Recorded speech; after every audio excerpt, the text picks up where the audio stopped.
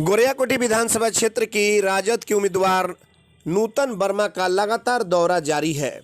नूतन वर्मा का कहना है कि इस बार बीजेपी का कोई कार्ड इस गोरियाकोटी विधानसभा क्षेत्र की जनता पर नहीं चलेगा। कोई बड़े बड़े नेता हैं, उससे कोई फर्क नहीं पड़ने वाली है, क्योंकि जनता ने अपना मूड बना लिया है कि इस बार राजद की सरकार बनाना है तो नूतन वर्मा को भारी बहुमत के साथ जिताकर बिहार के विधानसभा में भेजने का काम करना है। और इसको लेकर के लगातार हिना साहब, जो कि मोहम्मद शहाबुद्दीन की पत्नी है, उनका भी दौरा लगातार चल रहा है और लोगों से आग्रह कर रही है कि आप लोग लालटेन के पक्ष में वोट करें और भारी बहुमत के साथ इस बार तेजस्वी की सरकार बनाएं। आइए दिखाते हैं गोरियाकोटी विधानसभा क्षेत्र में किस तरीके से नूतन वर्मा का जनसंपर्क चल रहा है, लोगों से किस अंदाज में मिल रही हैं। हम आपको पूरी रिपोर्ट दिखाने का प्रयास करते हैं।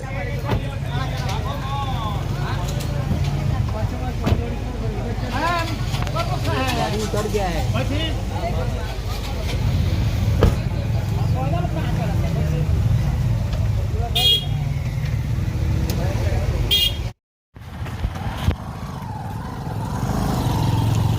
नारा लगाई लो।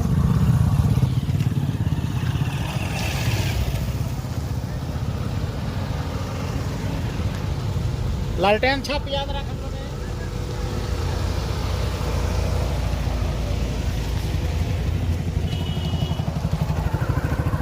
नमस्कार, एटीएन लाइव में आपका स्वागत है और मैं कैलाश कश्यप एक चुनावी नई खबर के साथ आपके सामने हाजिर हूं।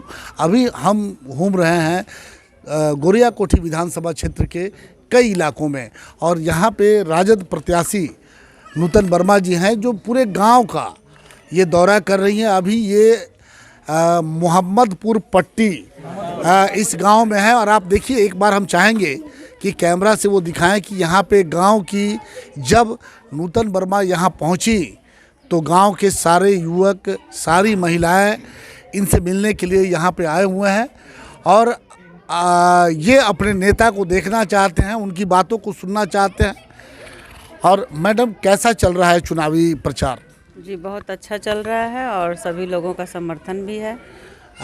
देखा गया कि लगातार हम पिछले कई दिनों से आपके साथ देख रहे हैं कि काफ़ी भीड़ दिखाई दे रही है हर जगह पे।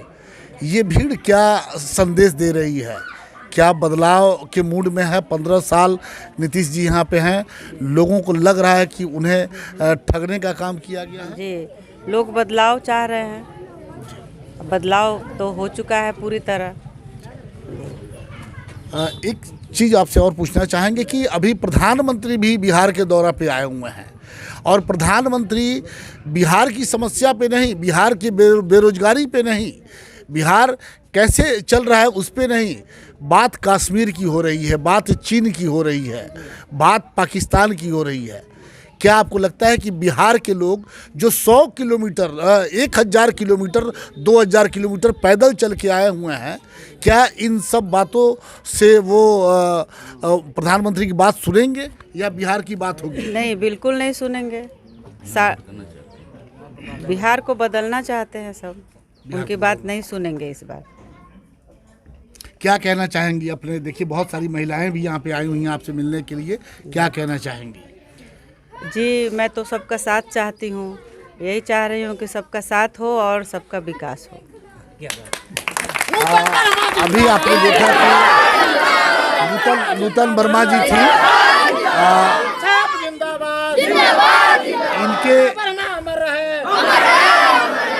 इनके पति मुन्ना वर्मा जी जो एक सामाजिक कार्यकर्ता थे, बड़ी अच्छे व्यक्ति थे, लेकिन कोरोना काल में उनकी मौत हो जाने के कारण ये अब चुनावी मैदान में है।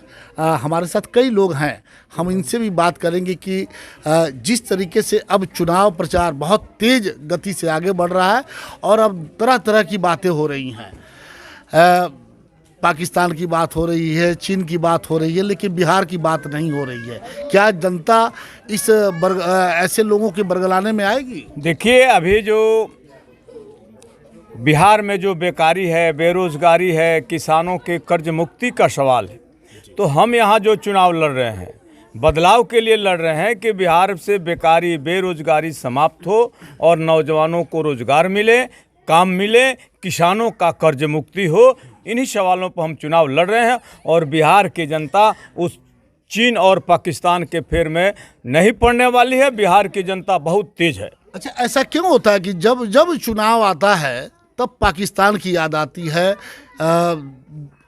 मंदिर मस्जिद की याद आती है? ऐसा क्यों हो जाता है? आरएसएस और भारतीय जनता पार्टी की यही पॉलिसी है, यही उसकी नीति है कि जब भी चुनाव आवे तो जनता को हिंदू मुसलमान में बांट दो और हिंदू वोट लो। इसी पॉलिसी पर काम वो करती है। लेकिन बिहार पूरे देश को दिशा निर्देश देता है। 1900 आप देखिएगा 1857 से आज़ादी के पहले से बिहार ने देश को दिशा निर्देश देने का काम किया है। और इस बार भी बिहार दिशा निर्देश देगा कि पूरे बिहार से इस बार एनडीए का सफाया होगा। ये दिशा निर्देश किसको जाएगा? केंद्र सरकार को जाएगा कि देखिए बिहार के लोग क्या बदलाव चाहते हैं? एकदम केंद्र सरकार को जाएगा कि आपकी जो पॉलिसी है उसे कि नकार दिया। हाँ, कि बिहार के लोगों ने नकार दिया कि बांटो और राज करो। इस नीति पर हम नहीं चलने वाला है। हमको रोजगार चाहिए, हमको रोटी चाहिए, हमको कपड़ा चाहिए, मकान चाहिए, हमको दवा चाहिए। ये हमको चाहिए, न कि हमको मंदिर और मस्जिद चाहिए। अभी नीतीश जी कह रहे हैं कि जो काम 15 साल में नहीं हुआ है हमें एक बार मौका और दे, अब हम वो करेंगे। तो जो 15 साल इस बिहार की गद्दी पर रहे और 15 साल में उन्होंने कुछ नहीं किया, तो अब क्या करेंगे? ये सिर्फ भरमाने वाली बात है और उनके भ्रम में बिहार की जनता पड़ने वाली नहीं है। नाम बता दें। जी, मेरा नाम ध्रुवलाल प्रसाद, मुखिया सतवार पंचायत।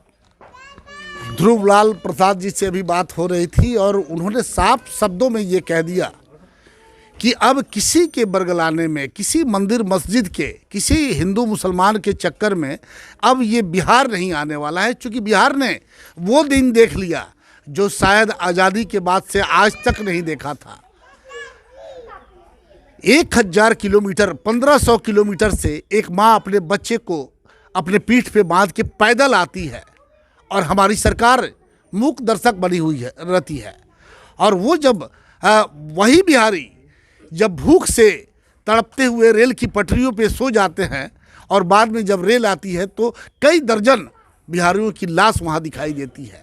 वो बिहार आज पूछना चाहता है कि आखिर किस बात का वोट दें, किस बात का आप हमसे वोट मांगने आए हैं। आज बिहार में 30 लाख से ज़्यादा जो बिहार के युवा लोग थे जो रोजगार की तलाश में बाहर गए हुए थे, लेकिन कोरोना काल में वो सब आए हुए हैं।